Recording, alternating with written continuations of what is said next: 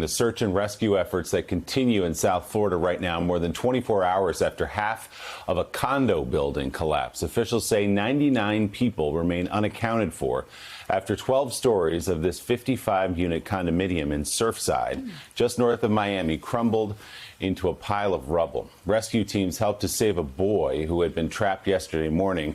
There have been reports of others rescued as well.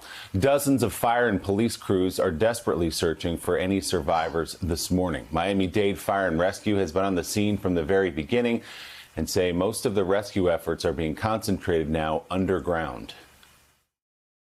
The optics may seem that there's nothing going on top, but all operations, I cannot emphasize enough, all operations are occurring underneath the rubble. They're occurring underneath the parking garage, where we have teams of firefighters constantly as they continue to making cuts, breaches, and placing sonar devices, search cams to locate victims.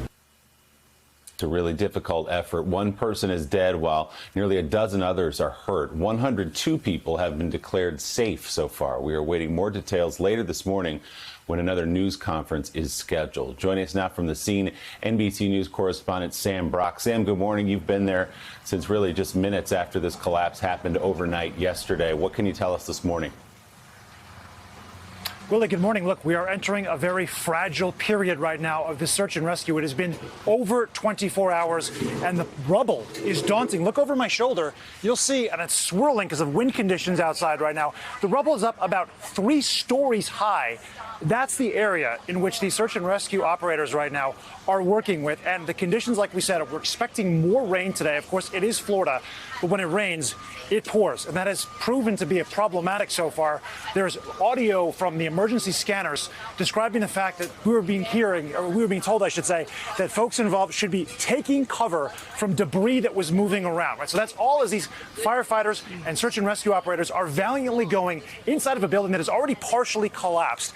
55 units that were essentially sectioned right off. It looks like it's about half the building when you look at those aerials. They are operating within those confines, going underneath the basement of the garage here at Champlain Tower South, and you're wading through feet of water just trying to find out whether they can hear anything using sonar, certainly canines on the top of the rubble. 99 people are unaccounted for this morning, Willie. 99 unaccounted for. That does require some context, which is to say that that's the potential for all of the units that collapsed and all the people that may have been living there. It doesn't mean that they were there at the time, just that there's been no contact. So President Biden overnight declaring a federal emergency declaration, which greenlights the way for DHS and for FEMA to help coordinate some of the efforts here. But you talk with all of these families, and they are missing generations of people.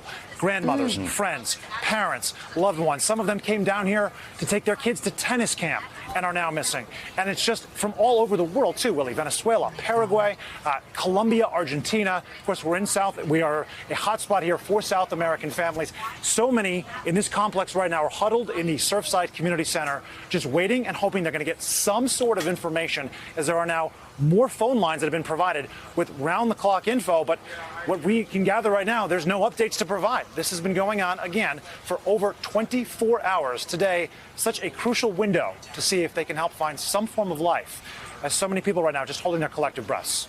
Willie? Sam, as I said, 102 people have been declared safe who were inside that building. We got that security footage that shows the moment the building collapsed, and it's really breathtaking. It's hard to conceive of anyone surviving what we saw there. What are we hearing from people who did survive, though, those 102 people who were declared safe? This happened sometime between 1:30 and 2 o'clock in the morning yesterday. What did they hear? What did they see? What did they feel when that building collapsed? They described sensations of a boom, that it felt like an earthquake. In some cases, even the mayor here, that a bomb went off, and suddenly they were just scrambling to figure out, obviously at 1:30 in the morning, what is going on right now. And as they tried to make their way out of this condo building, there was debris littering the floors. Many of them really had to be rescued by ladders in buckets at 3 or 4 o'clock in the morning from firefighters. And those who did survive, so lucky. I spoke with one woman and her husband who were on the street side of this building, and they said, they always wanted to live oceanside. Had they lived there, They said, I don't think I would be standing where I am right now talking to you. That is the difference between life and death. And there are so many stories just like that, Willie. And it is also worth noting that we spoke with the attorney for the condominium association here, who says that he was shocked, flabbergasted. There were no signs at all that something like this was imminent, but they had just finished their inspection, a 40-year inspection of the building, and were in the process of working on the roof, and they had some concrete and steel repairs. This all, Mika, just wrapped up. However, they don't believe that that's related to what happened here. It's going to take weeks, months, maybe even a year or more, according to civil engineers, to truly figure out what caused this collapse, but it is exceedingly rare. You can count on one hand the number of times something like this happened. A building collapsed unprovoked over a period of decades. Another thing we'll all be looking at is whether these inspections are worthwhile, given the fact that this inspection had just happened and the building completely collapsed. I know there's so many questions as to how in the world this could happen, Sam. A researcher at the Florida University International University tells USA Today that the high-rise had been deemed unsafe a year ago. The professor cites a study that conducted last year that found the 40-year-old building had been sinking at an alarming rate since the 1990s, about 2 millimeters a year. The researcher said the study doesn't suggest with certainty what caused the collapse, but says it could have been a factor. Who knows? Also, the proximity to the water. Though in this day and age, even as city officials have said when they first responded to this, buildings just don't collapse like this at this day and age. That's right. And I would add, Mika, too, that's an excellent point. We actually interviewed the person who wrote that study, Shimon Vidavinsky.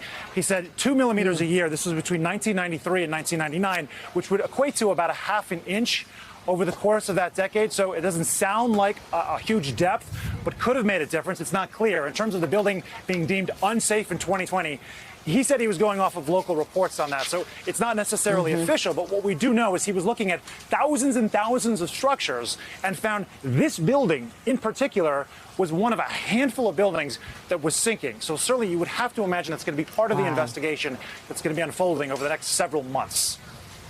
Sam, we've heard from some of the rescuers and fire officials there say they hold on to hope that they will find survivors. As you mentioned, there is some context to be put around that number of 99 people unaccounted for. That's the number of people they haven't heard from yet.